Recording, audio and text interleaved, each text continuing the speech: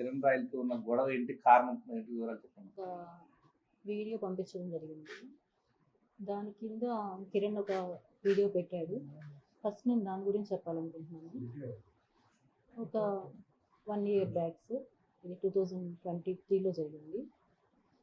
నేను హాస్పిటల్లో ఈరోజు ఎలా ఉన్నానో అలానే ఉన్నాను.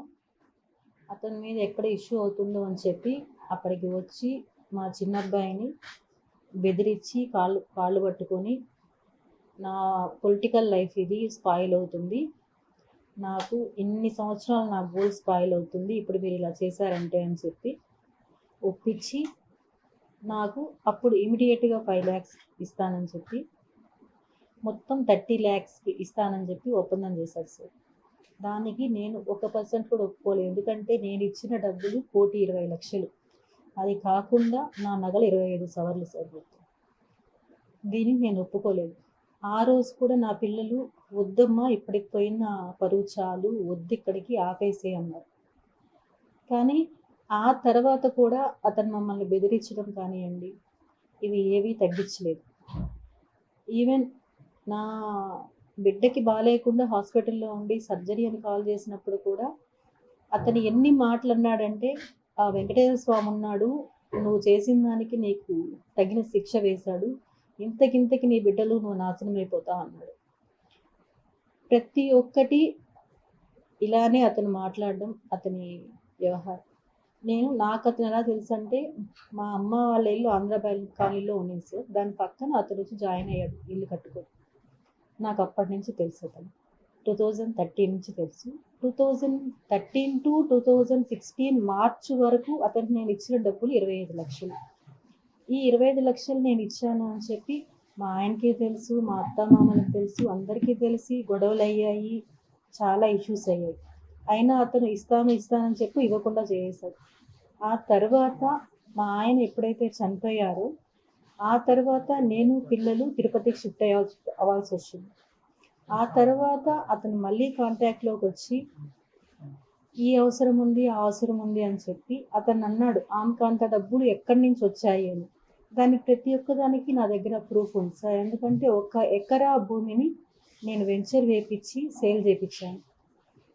ఇందులో పిల్లలు నన్ను ఎన్నోసార్లు అబ్జెక్ట్ చేసినా కూడా ఎందుకమ్మా అమ్ముతున్నావు అంటే, ప్రతిదానికి నేను వాళ్ళకి ఏదో కారణాలు చెప్పుకుంటూ అన్నీ అతనికి ఇచ్చాను. అతను మీరు అన్నట్టు ఇంతకుముందు నా వీడియో ఒకటి అతను రివీల్ చేశాడు. అది నాకు నేనే ఇచ్చిన వీడియో కాదు సార్. దాన్ని కూడా బెదిరించి ఇప్పించిన వీడియో అది. దానికి సాక్ష్యాలు కూడా నా దగ్గర ఉన్నాయి. అతను ఏ విధంగా అయితే నన్ను బెదిరించాడు, థ్రెటన్ చేశాడు అనేది ప్రతి ఒక్క సాక్ష్యం నా దగ్గర ఉంది. మీకు ఇప్పుడు జనసేన సార్, నేను ఒకటి చెప్పాలనుకుంటున్నాను, రాజకీయ పార్టీలు దేనికి నాకు ఎటువంటి సంబంధం లేదు, నాకు అందరూ ఒకటే. కానీ అతని అండ నేను జనసేన లీడర్ని, నేను ఏం చేసినా చెల్లుతుంది అనే ఒక అహంకారం అతనిలో ఉంది. నేను ఈ విషయం మీ అందరూ కలిసి నాకు పర్మిషన్ ఇప్పించి పవన్ కళ్యాణ్ గారికి పంపించగలిగితే నా దగ్గర ఉండే సాక్ష్యాలన్నీ కూడా నేను ఆయనకి చూపించి నాకు న్యాయం జరిగేలాగా నేను పోరాడతాను. ఈరోజు జరిగిన విషయం, నేను హాస్పిటల్ నుంచి ఇంటికి వచ్చిన వెంటనే మీడియాకి అది వైరల్ అయిన తర్వాత ఫోన్ చేసి మా చిన్న అబ్బాయికి ఎలా బెదిరిస్తున్నాడంటే, రా నిన్ను చంపేస్తాను నేను, ఎక్కడున్నా మీరు అని చెప్పి బెదిరిస్తున్నాడు. అసలు ఈ సొసైటీ అంతా కూడా సార్ నాకు ఎలా అనిపిస్తుందంటే, నేను మోసపోయాను సార్. నేను మోసపోయాను ఒకరిని నమ్మి. అలాంటి సిచ్యువేషన్ నుండి నా లైఫ్ నేను బతుక్కుంటున్నా కూడా అతను ఏదో ఒక విషయంలో నన్ను ఇబ్బంది పెడుతూనే ఉన్నాడు సార్. ఇంకా ఒక చిన్న ఎగ్జాంపుల్, ఉదాహరణ, అతని మాటలు వినిపించాలంటే నేను తప్పకుండా వినిపిస్తాను సార్. అతని మాటలు ఇది వినడానికి నా పిల్లలకి నేను ఇంతవరకు దీన్ని వినిపించలేదు సార్. ఎందుకంటే ఒక తల్లిని ఇంకొక అతను మాట్లాడితే ఏ పిల్లలు భరించలేరు. ఈ రోజు అవసరం కాబట్టి నేను వినిపించాల్సి వస్తుంది సార్. మర్యాద నీకే, మర్యాద లేబర్ ముండా, ఇంక నీ మర్యాద అయిపోయింది, వస్తున్నది రేపు వస్తున్నా, అయిపోయింది మర్యాద చాలు. చాలా రెస్పెక్ట్ ఇచ్చి నేను చాలా వరకు కూల్ గా కామ్గా ఇన్ని రోజు కామ్గా ఉన్నా. నువ్వు ఏదో అన్నావు కదా, నీ వల్ల నువ్వు చెయ్యి, నేనేదో చూపిస్తా. వస్తున్నా, రేపే వస్తున్నా. ఏం చేస్తావా?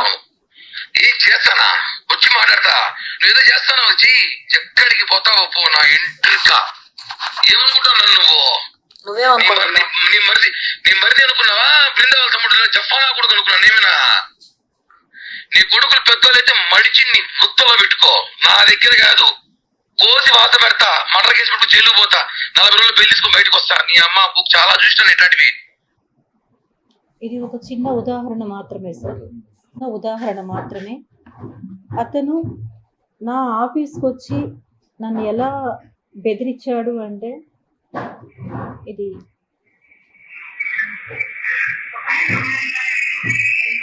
వాయిస్ అతను రావడం, వచ్చి బెదిరించడం,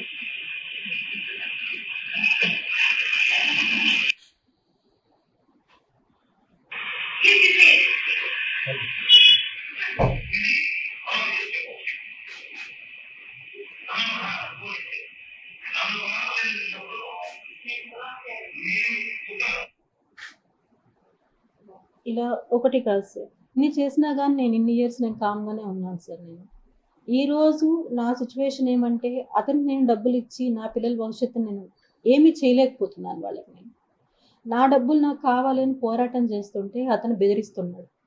దయచేసి అందరూ నాకు సాయం ఉండి నా డబ్బులు నాకు వచ్చేలాగా చేయండి సార్.